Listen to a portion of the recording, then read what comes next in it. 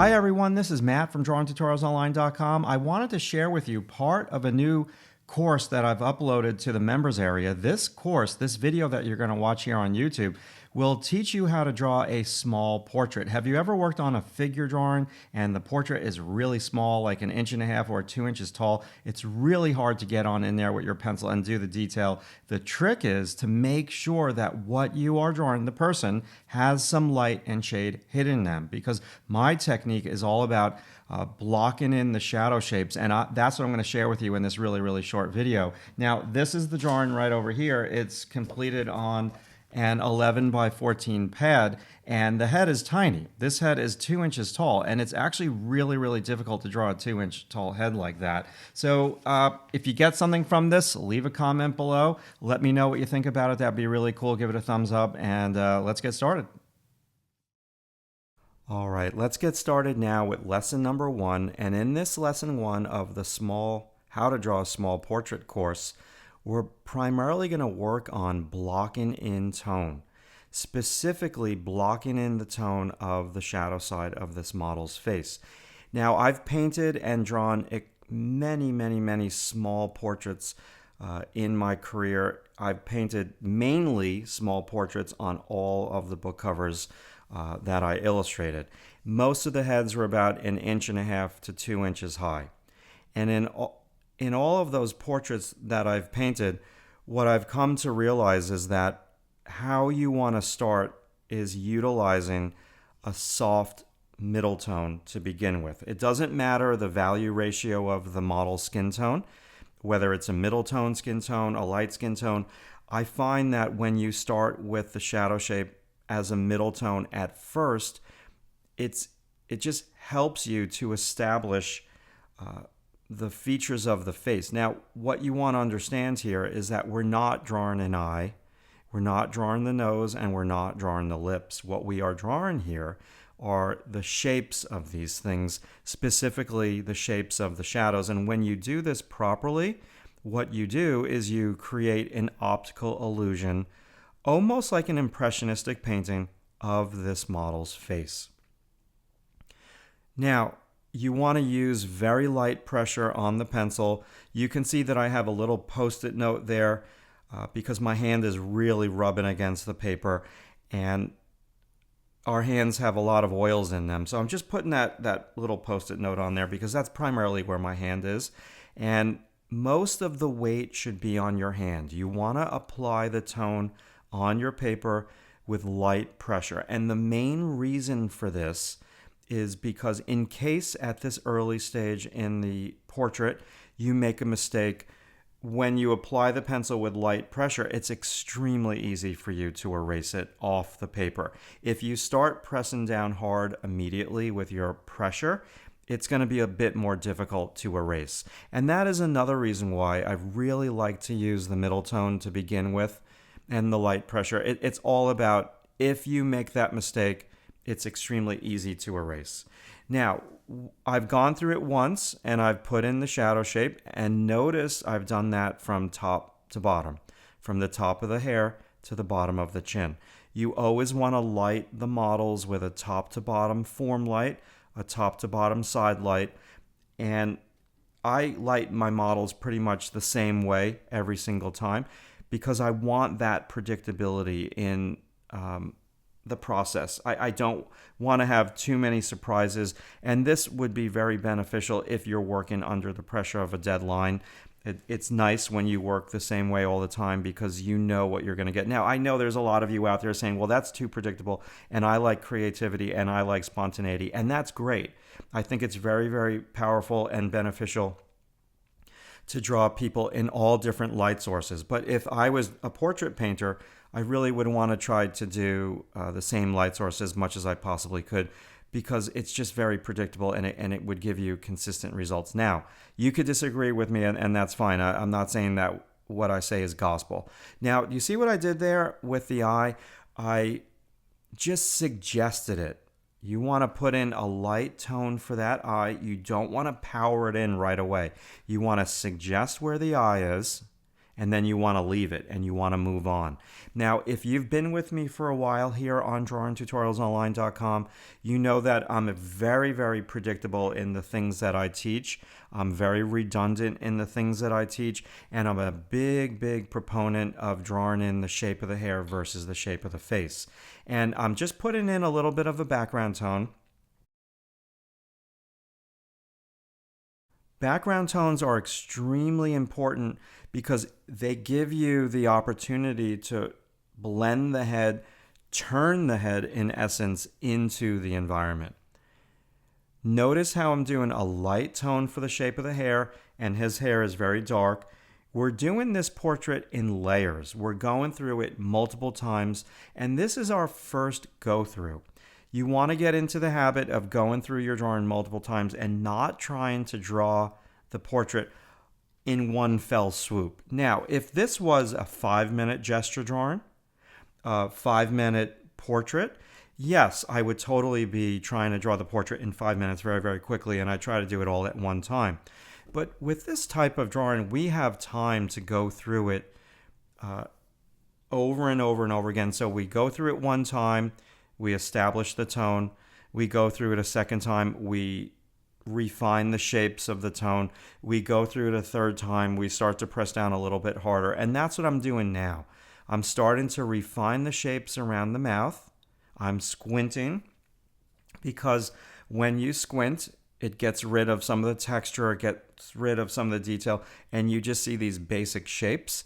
And okay, maybe that chin is a little long. We're not worried about fixing it right now. So if we made the chin a little bit longer, not to worry. It's put in very lightly. We can erase it out later. Now, you can see I have the shape of the hair in. I have some of the shadow shapes of the face. I've started to refine the mouth a little bit.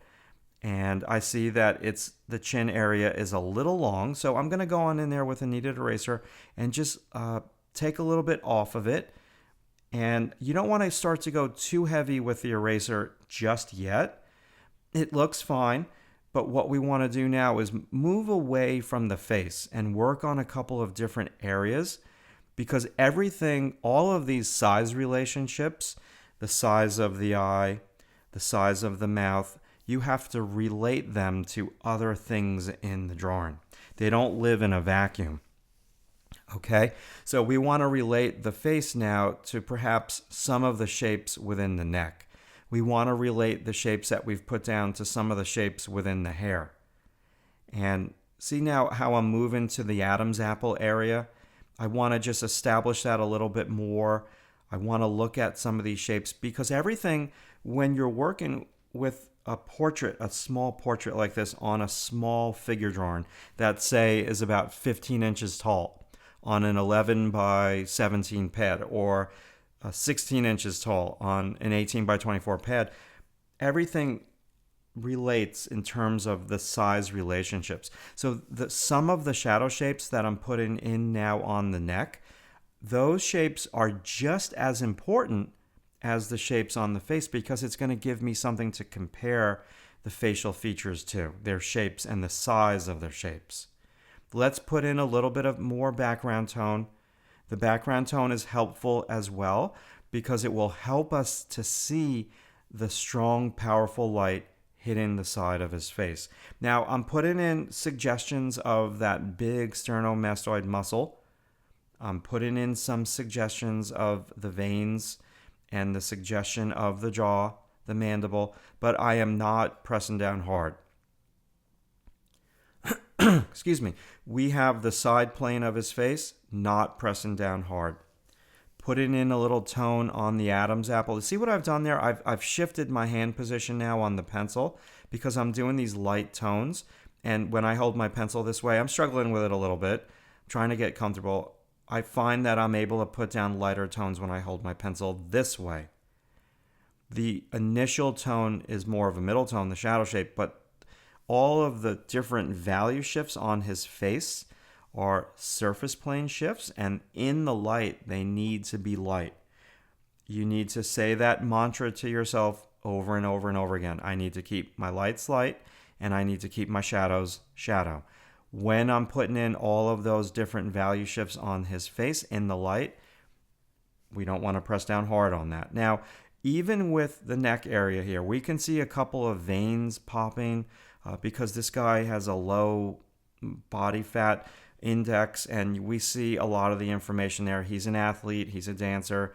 You don't want to press down hard on those veins. You just, at this point in the game, we just want to do suggestions. This is our first go through. Remember, this is lesson 1 of this how to draw a small portrait here on drawingtutorialsonline.com. And this is how I go about drawing or painting a small portrait. I go through it with the shadow shapes. Now, let's say you want to do a portrait and you go on Google and you find a random portrait and it has front light. This technique isn't going to work for you because the entire front of the face probably does not have any shadow shapes. So it's very hard to get this impressionistic feel for your first go through if you are working from a random photo that you just found on the internet of a model that looks very pretty and you like the model and you want to draw that model. Maybe it's a pop star or singer, or maybe just a random photo that you found of a very pretty person on Google and it's front lit. This is going to be hard for you to translate a front lit photo with this type of impressionistic go through. Now it's time for us to use a brush. Okay, and what this brush does specifically is it enables us to push the pencil into the texture of the paper. Now, again, we're using a light pressure. This is a very flexible, pliable, inexpensive Bristol brush, which enables us to just push that pencil into the tooth, and it makes the shadow shape solid.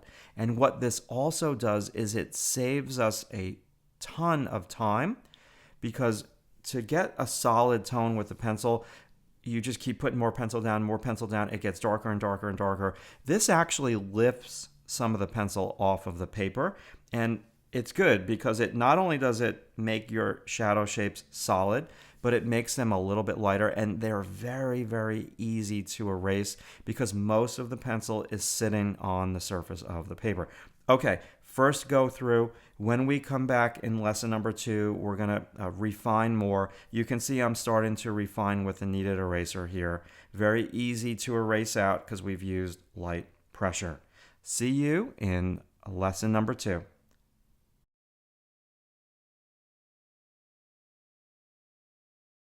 Okay, moving ahead, I wanted to just share with you a couple minutes of the latter part of this course. What I'm doing here is I'm just putting some finishing touches on. When I do this, I like to hold my pencil further back on the pencil shaft. Basically, what I'm doing here is just playing around with some finishing value shifts, making sure that in some areas I'm matching the values a little bit better. I'm using a super light pressure. I would say that this drawing took me about 2 days, but not 2 full days. I think I worked like one day 4 hours, and the other day I think I worked like 3 or 4 hours, something like that. It's pretty small. Like I said, it's done on that 11 by 14 pad, and it was a lot of fun. Now, the benefit of putting your pencil down very softly like this is because when you put it down soft and you do these soft value shifts, it erases out very easily. You don't have to use a lot of pressure on the pencil when you are doing these subtle value shifts. Actually, it's better to use the side of your pencil point. Now, you can see how easily the pencil comes off of the paper. I'm using a Prismacolor Col-Erase pencil. That's all I pretty much draw with. And look at this, it just comes off so easily. And this technique is called pulling out the lights. A lot of portrait painters use this technique with paint, and they'll put a tone down and they'll pull it out with a cheesecloth.